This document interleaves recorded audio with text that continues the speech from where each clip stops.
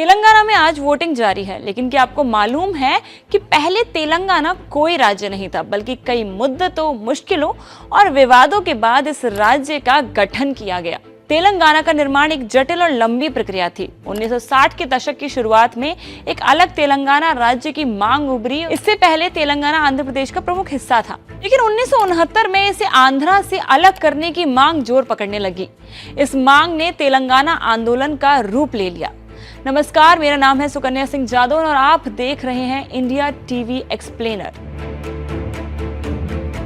बहुत कम लोग इस बारे में जानते हैं कि तेलंगाना राज्य का गठन बहुत ही आनन फानन में रात के 12 बजे संसद के बंद दरवाजों के पीछे हुआ। पर क्यों? आखिर क्यों इस राज्य के गठन में आ रही थी इतनी दिक्कतें?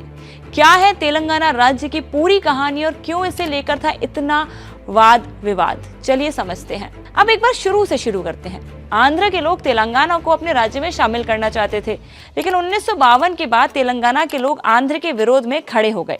तेलंगाना के नेताओं ने राज्य पुनर्गठन आयोग से तेलंगाना को अलग राज्य बनाने की मांग की।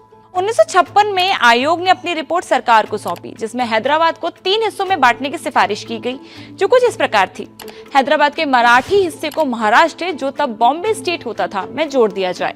कन्नड़ भाषी हिस्से को मैसूर से और तेलंगाना को आंध्र प्रदेश से नहीं जोड़ा जाए। दिसंबर 1955 में इस मुद्दे पर हैदराबाद असेंबली में एक प्रस्ताव पेश हुआ। 174 में से 103 विधायकों ने तेलंगाना और आंध्र प्रदेश के विलय का समर्थन किया। इसीलिए 20 फरवरी 1958 को आंध्र प्रदेश और तेलंगाना के बीच एक समझौता हुआ, जिसे जेंटलमैन एग्रीमेंट का नाम दिया गया। मोटा मोटी समझौते में लिखा गया था कि आंध्र प्रदेश में विलय के बाद भी तेलंगाना के अधिकारों की रक्षा की जाएगी और उनके साथ किसी भी तरीके का सौतेला व्यवहार नहीं होगा।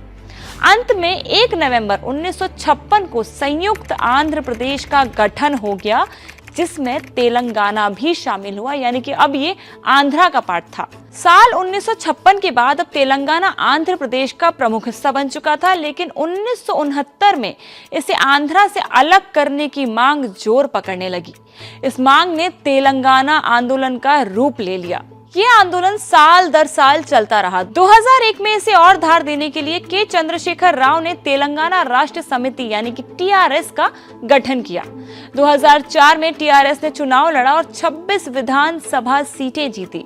यही वो साल था जब यूपीए ने तेलंगाना की मांग को अपने साझा कार्यक्रम में शामिल किया था। 2008 में तेलुगु देशम पार्टी ने भी तेलंगाना आंदोलन को समर्थन देने का ऐलान कर दिया।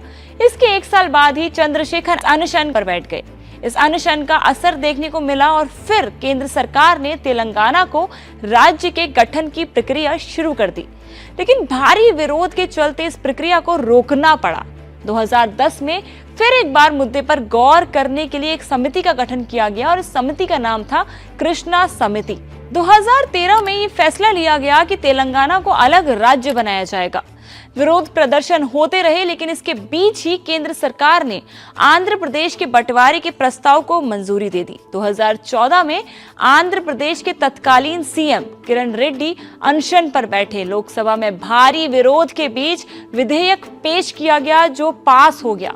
राज्यसभा में भी इसे मंजूरी मिल गई और फिर 1 मार्च 2014 को तत्कालीन राष्ट्रपति प्रणब मुखर्जी ने विधेयक को मंजूरी दे दी।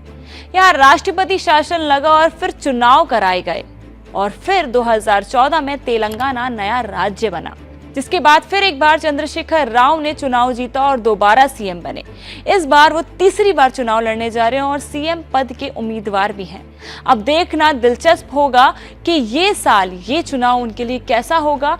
तो ये थी आज की बड़ी खबर। ऐसी ही तमाम खबरों के लिए जुड़े रहें इंडिया टीवी के साथ।